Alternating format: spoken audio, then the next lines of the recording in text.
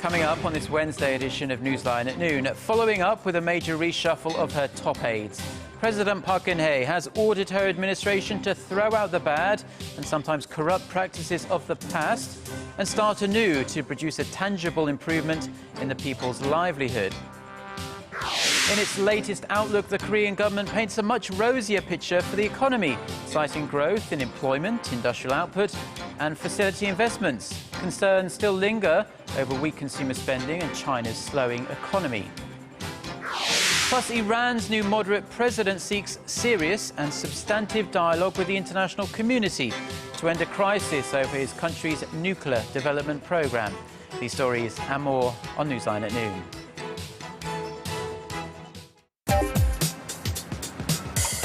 Where's the best place for bibimbap? Les Jeux Olympiques d'hiver se dérouleront-ils à Pyeongchang?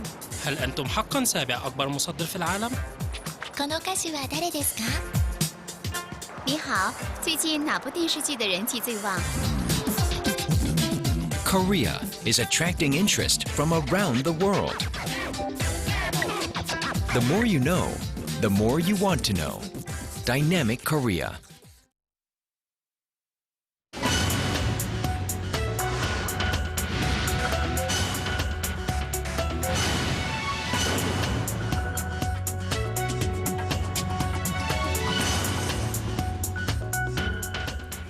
Thanks for joining us. You're watching Newsline at noon. I'm Choi Yu-sun in Seoul. Very good to have you with us. I'm Mark Broom. Let's start this newscast at the nation's presidential office. After carrying out a surprise reshuffle of her presidential staff, President Park Geun-hye is determined to make a fresh start. From breathing life back into the domestic economy to rooting out corrupt practices within the government and the corporate world, our Han Da-eun tells us what's topping the president's list of goals. President Park Geun-hye, who replaced half of her senior secretaries Monday, is looking to start anew.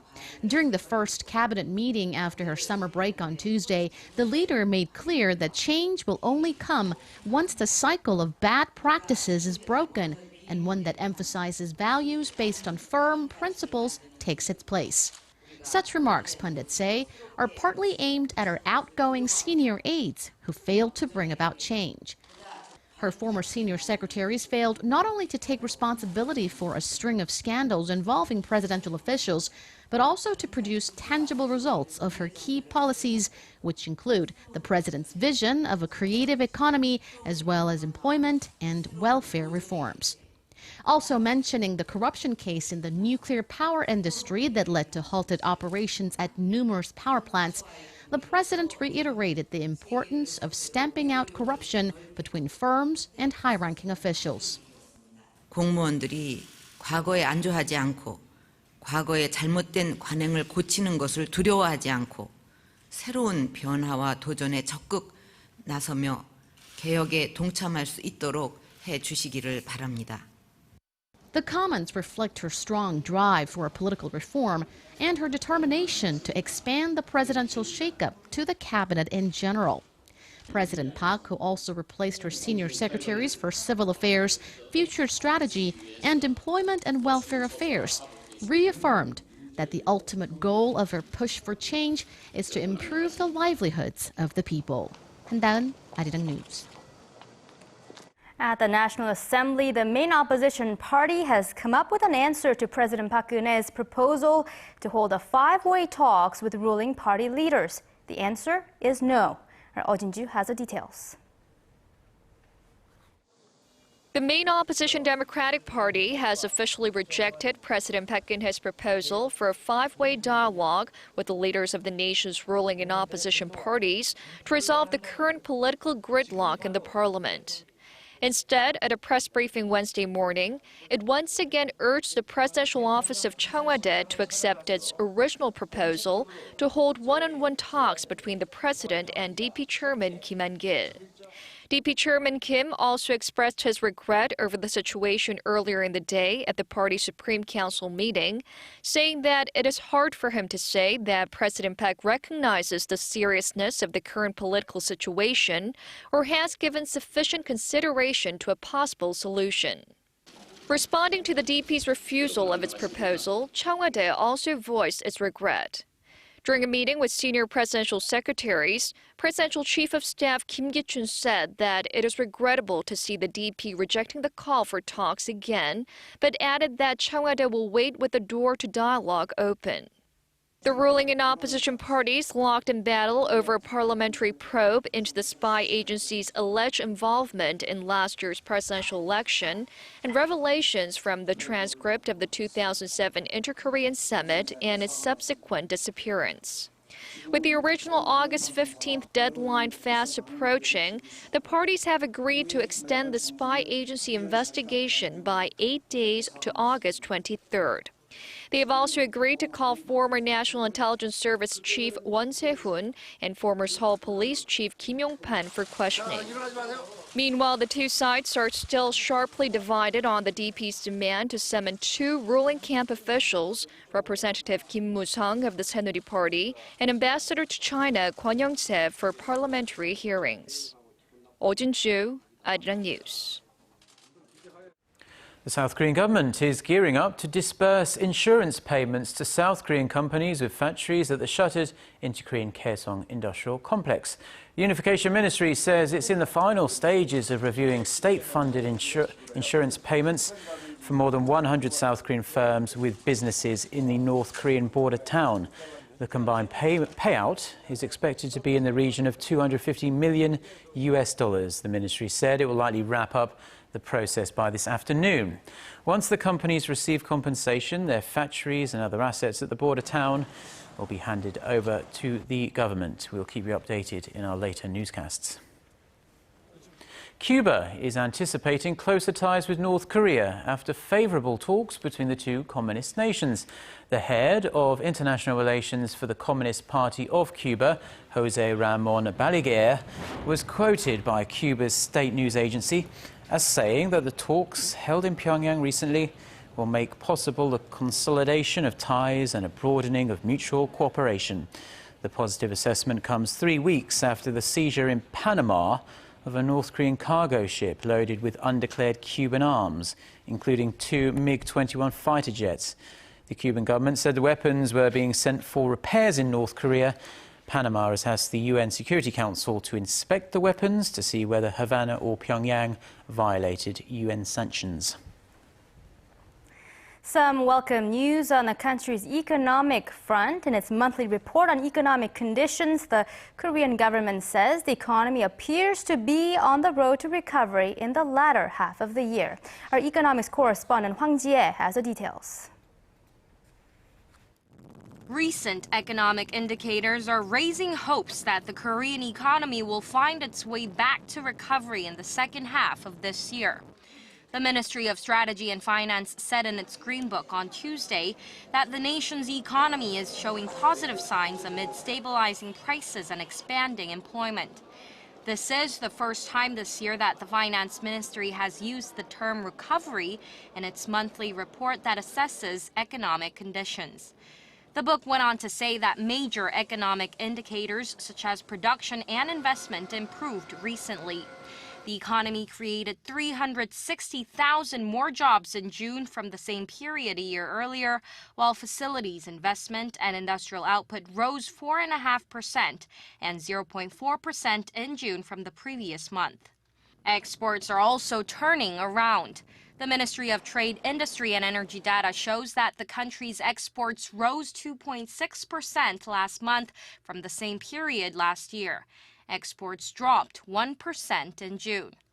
The Finance Ministry, however, cited the Federal Reserve's planned stimulus tapering as a factor that could have a negative impact on the Korean economy. The ministry also acknowledged that the recovery in the second quarter came largely from government stimulus measures, saying such government spending has limitations in boosting economic growth. The Korean economy grew 1.1% in the April to June period from the previous quarter, rising above 1% for the first time in 9 quarters. Hwang Ji-hye, Arirang News. The sharing economy is a peer-to-peer marketplace, a fast-growing trend in which people rent assets directly from each other through the internet. As the name suggests, users share things with one another, even their own cars and living space. Our Kim Ji-yeon reports on what the sharing economy looks like here in Korea. Airbnb is a U.S.-based web service founded in 2008 that aims to make it easier for people to connect and lend out space inside their homes at a low price. Its service operates in more than 190 countries and is the most prominent example of a huge new sharing economy in which people rent assets directly from each other, coordinated through the internet. To stay in this traditionally built Korean-style home, it's $80. This is all possible due to home-sharing websites like Airbnb, which connects people like you and me to share their homes. Joe Gavia, the co-founder of Airbnb, says that now is a great time to start a startup business like his, with the emergence of mobile devices and smartphones that instantly connect people around the world. The reason that this is such a great time to get an idea out there into the world, to start a company, is that the cost to do so has never been so low. You actually don't need investment to get an idea off the ground. Meanwhile, there's another startup company called Korea Car Sharing that provides a platform to share electric vehicles for the members of the public. Founder and CEO Ha Ho-sun said that technological developments have allowed the convergence of the appropriate hardware and software, providing the best platform for a startup company. Right now, the timing is good with high demand for cheaper and environmentally friendly ways for transport. Also, the technological advances make it easier for us to operate as platform providers for electric vehicles. Whether it's homes or cars, startup companies are using the sharing economy and finding ways to utilize the world's idle assets and provide a platform to make them more resourceful. Kim Ji-yeon, Arirang News.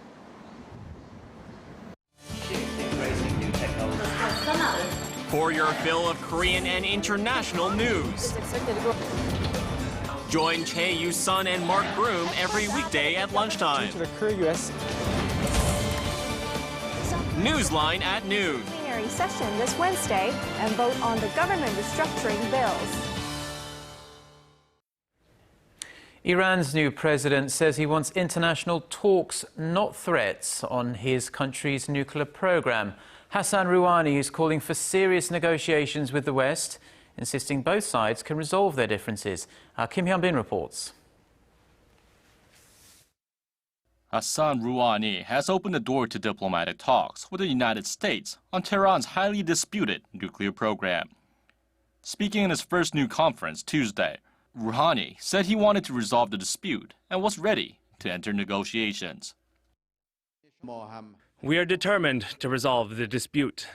We are ready for serious and substantive discussions. If the other side is also similarly ready to talk, I am confident that the concerns from both sides through discussion can be resolved. Rouhani's election victory over conservative rivals in June raised hopes for a diplomatic solution to the nuclear issue. He said Iran's nuclear program is the right of the Iranian people and will not be abandoned. But he emphasized Tehran will continue on the basis of international law, sparking cautious optimism in the West. There are steps they need to take to meet their international obligations and find a peaceful solution to this issue, and the ball is in their court. Western powers in Israel accuse Iran of attempting to develop nuclear weapons. But Iran has repeatedly insisted its nuclear program is solely for peaceful purposes. Kim Hyun-bin, Arirang News. The United States and Britain have decided to withdraw most of their diplomatic personnel from Yemen as fears grow that terrorists in that country have Western interests in their crosshairs. Park Ji-won has the latest. The U.S. has ordered all of its non-emergency diplomatic staff to leave Yemen due to an extremely serious terror threat. It's also urging any American citizens in Yemen to leave immediately. Our focus is on keeping both our personnel and citizens who are traveling overseas safe. This decision and the announcement this morning was based as a response to an immediate specific threat. The Pentagon says the U.S. Air Force transported some of its embassy staff out of Yemen's capital, Sana'a, on Tuesday.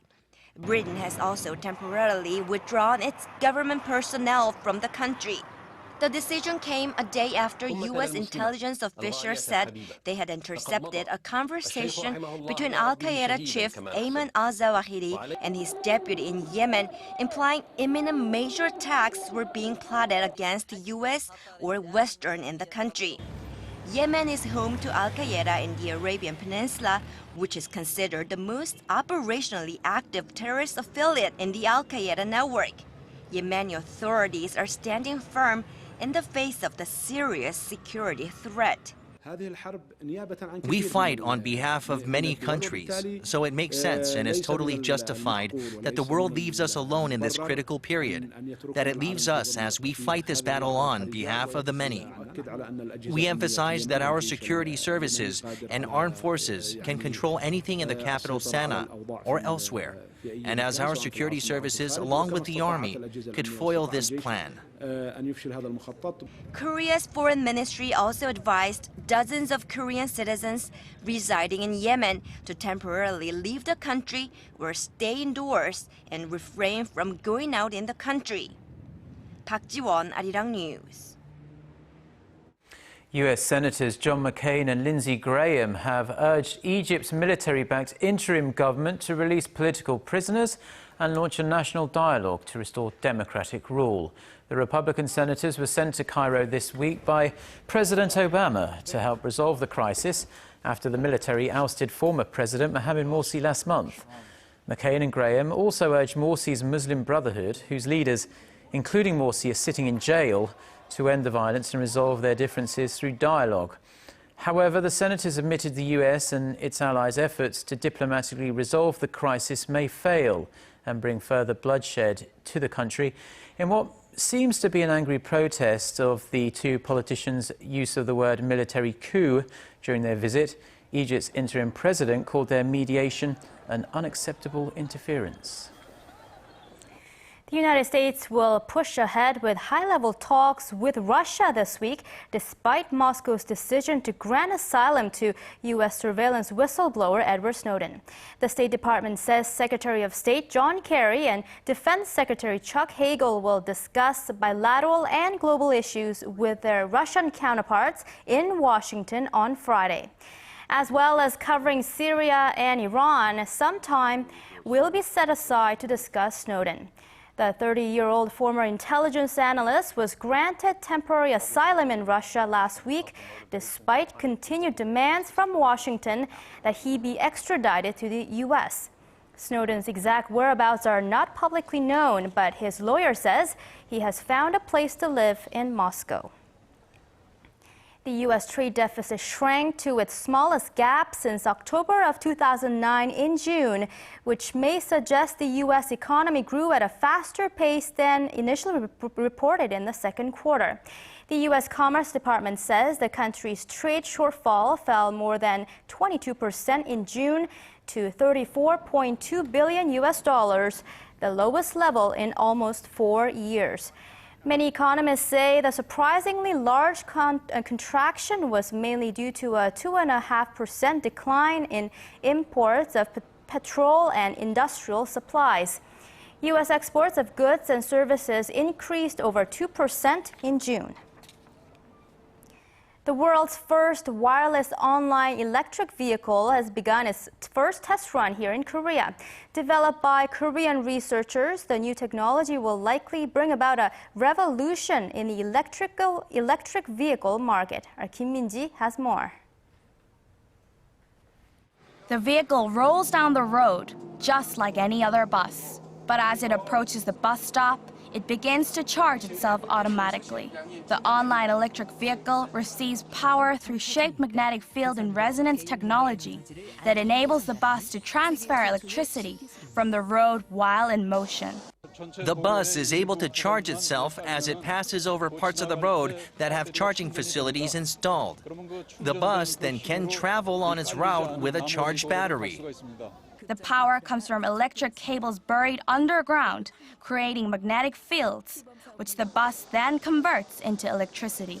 The bus's battery is only 1/5 of the size of the battery on regular electric buses and can receive 100 kilowatts or 136 horsepower of electricity at a 75% maximum power transmission efficiency rate. Moreover, the charging facilities are not expensive to install, and the vehicles can be charged while stationary or while in motion, making it both quick and economical. Developed by researchers at the Korea Advanced Institute of Science and Technology, the wireless online electric vehicle has also been listed as one of the world's 10 most promising technological developments by the World Economic Forum. For now, 2 buses will operate in a test run on a 24-kilometer bus route in the city of Gumi in North Gyeongsang Province. The pilot program will run until the end of the year. Next year, we plan to get government support and expand the operations. This new technological development will likely replace transportation worldwide. The government hopes that the commercialization of the new technology will give the country a boost in the electric vehicle market. Kim Min-ji, Arirang News. This year marks the 10th anniversary of Hallyu, or the Korean Wave, according to the Korea Tourism Organization. In celebrations, some of K-pop's biggest fans from countries as far afield as Turkey and even Peru have been invited to Korea to enjoy a special adventure. Our Connie Lee caught up with some of them.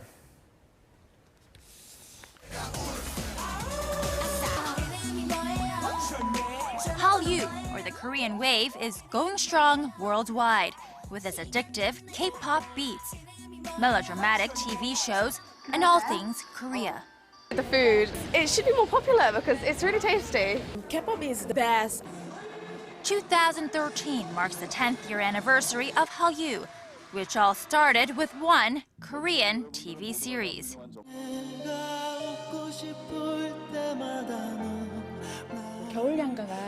Winter Sonata first aired in Japan in 2003, and it became popular not just there, but in China and in Southeast Asian countries. So we mark that as the launch of Hallyu spreading globally. And to commemorate this milestone, the Korea Tourism Organization has invited some of Hallyu's biggest fans for a visit. Under the theme Surfing the Korean Wave, 30 enthusiasts of Korean pop culture from 22 different countries are in Seoul this week. They're here on a 5-day tour to get first-hand experiences with Hallyu. This includes learning how to dance just like their favorite K-pop stars. With all my sweat, I think it's very obvious that it's not very easy. From K-pop fan club presidents to radio DJs, these honorary Hallyu ambassadors help spread Korean culture in their respective countries. I've been a fan of K-pop for the past 12 years. It's everything about K-pop that I like. Sue says she's just one of many passionate fans in France, as she shows me her tattoos of Korean K-pop groups Super Junior and Dongbang Shingi written out on her right forearm, and names of individual members on her left. But K-pop is not the only aspect of Hallyu that these fans are promoting. At the Korea House, which introduces visitors to the traditional culture of Korea, the fans got a hand at cooking some sungchae dumplings. I think it's important to promote not only the K-pop, which is extremely important, but there are more things important into it. So, for example, the Korean culture. But regardless of nationality or even age, it is Hallyu that seems to be the common thread. So I think that K-pop fans feel somehow special and unique in their own way, and that brings them together. Connie Lee, Arirang News. So Mark, are you a fan of K-pop? Yes, I'm not as passionate as those fans there. Certainly no tattoos on my arms or anything like that. From K-pop now, let's jump to the weather. Let's have a look at the forecast with our weathercaster, Jian, who's standing by at the Weather Center. Good afternoon there, Jian. Well, hello guys, and what a hot day today. It's not only we humans who are going through the hot summer, animals are also suffering through the heat as well.